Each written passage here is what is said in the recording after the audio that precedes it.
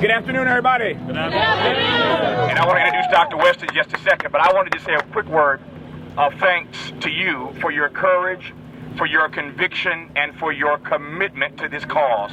For your courage, for your conviction, and for your commitment to this cause. Dr. West and I have been on a poverty tour starting earlier this summer. We got on a bus and went to 11 states, 18 cities to try to put a face on poverty in this country.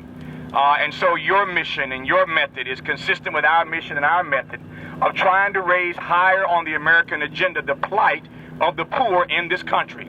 Something is wrong on the so-called greatest nation on the earth when almost 50 million people are now living in poverty. Increasingly more women and more children. I don't need to convince you of that. You already know that. In this regard, I'm preaching to the choir. You already know the stats, and that's why you're out here. But I think in America, and my role in the media, on television and radio every day, is to try to humanize these numbers, to try to put a face on what this struggle, this fight is all about. And so we got on the bus this summer, these 11 states and 18 cities, to try to highlight the plight of the poor. As I said earlier, to raise higher on the American agenda their issues. There's nothing worse, nothing more dangerous you can do to a human being than to make him or her feel invisible. And in this country, too many poor people are being rendered invisible. They're treated as disposable. They don't matter. They don't count. And our leaders in Washington are not serious enough about coming up with a plan to eradicate poverty in this country. And so we got on this bus to try to spend some time with poor people of all races, of all colors, of all creeds, of all persuasions, to get a sense of what the new poor in this country look like. And you know what we found out? On top of the perennially poor in this country, we discovered that the new poor in America are the former middle class.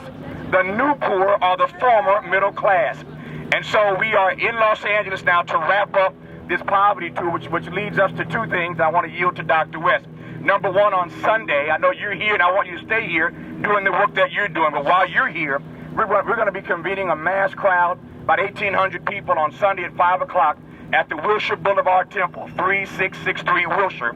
So we'll be at the Wilshire Boulevard Temple on Sunday with a town hall meeting, the last town hall meeting of this tour that we've been on, talking about poverty in America. So you're going to be out here doing your courageous work. We'll be at the temple on Sunday at 5 talking about poverty in America. And then on Monday night, which I'm really excited about, kind of unprecedented in television these days, but on Monday night, starting Monday, October 10th, all the way through next Friday, October 14th, for 5 nights on my PBS show, my regular late-night PBS show, starting Monday night for the entire week, conversations every night about poverty.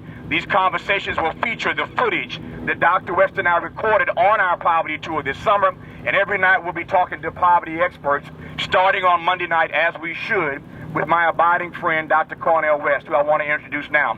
Dr. West, to my mind, is the nation's leading public intellectual. And I say that because there are a lot of smart folk in the academy. There are a lot of smart folk in the academy, but many of them don't have a usable intellect.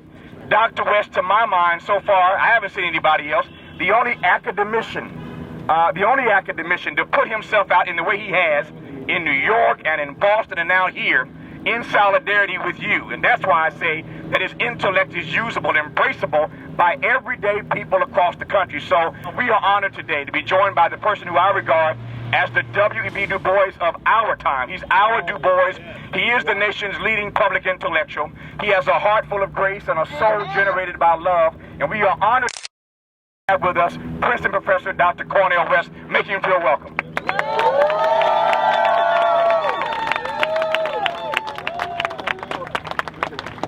Before Doc speaks, one last thing. Dr. West and I are going to be back here tonight with you.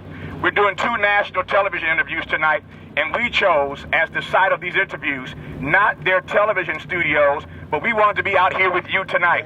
So we're coming back. We're coming back this evening at about 5 o'clock, and we'll see you all then. Dr. West will be appearing tonight on Anderson Cooper on CNN. He's on Anderson Cooper live from this very spot, and I will be on Keith Olbermann tonight on Current Television live from this spot. So we'll see you in a few hours, but until then, right now, please welcome again Dr. West.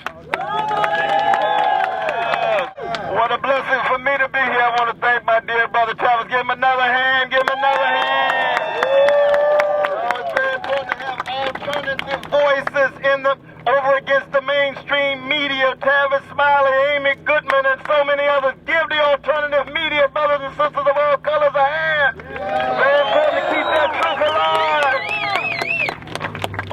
my dear brother Mario, my dear brother Clark, and I want to thank each and every one of you, because each time I come to these gatherings, I am so humbled and I'm so fired up because we're part of a democratic awakening.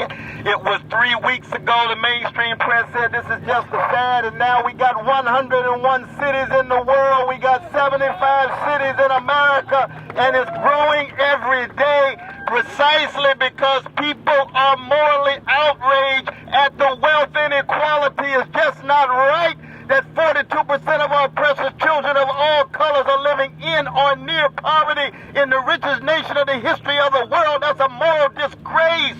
Yes. An obscenity. An ethical abomination. And 1% of the population have 42% of the wealth. 1% of the population had 83% of the income growth in the last 10 years, and the top 10% had 100% of the income growth. What does that mean? It means that poor people, working people, the 99% found themselves wrestling with wages that are flattened out, stagnating with the cost going up. Something is wrong in America, and let us be very clear about this.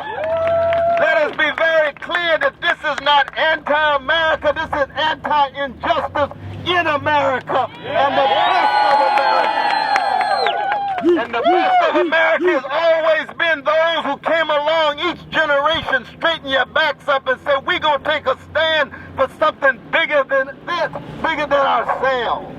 Because we cutting in a culture where you got this addiction and self-medication and narcissism and hedonism, nothing but cultural weapons of mass distraction that don't want people to think about what's going on and come together. And what's so beautiful about it, we are all colors, we are all cultures, we are all religions. Thank God for our atheistic and agnostic brothers and sisters part of this.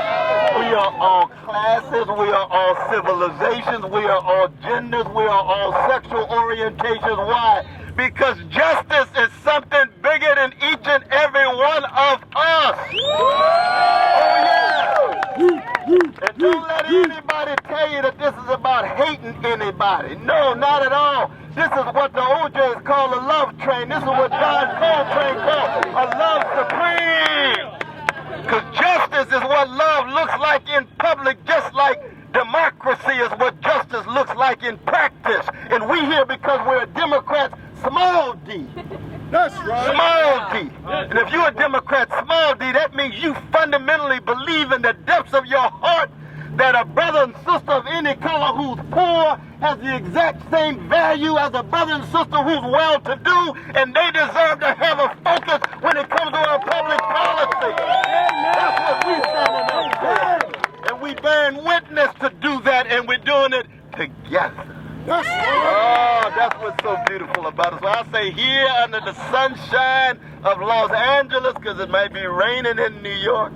It's a little chilly up in Chicago. Atlanta has about 55, but we're all coming together. Then we spill over national boundaries. We got brothers and sisters in Australia occupying, brothers and sisters in Britain, in Ireland, in Asia, in Latin America, in Africa. Oh yes, this is the U.S. autumn responding to the April spring, and they're going to have to tell a story about how we came together. Why? Because we are going to attempt to change this country, change it for the better.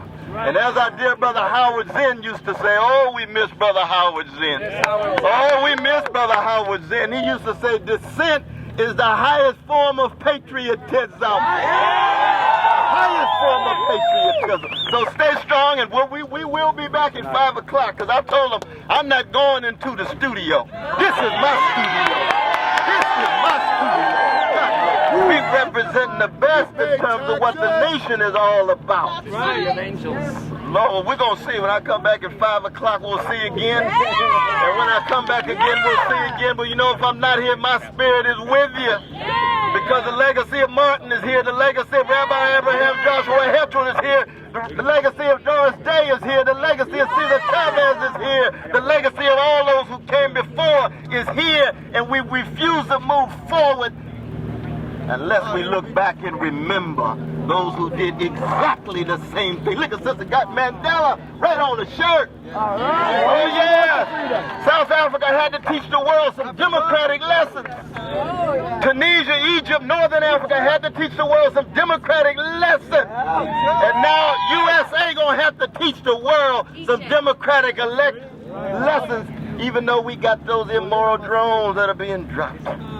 We're still in Afghanistan 10 years later. Corporate interest still shaping so much of the world in its own image. We look up and see Goliath, but we got David. Oh, we got a slingshot. Amen. And what's in the slingshot is all of the courage and vision of everyday people who are willing to come together and make a difference.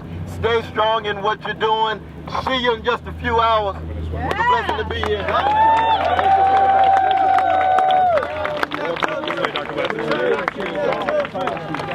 Dr. West.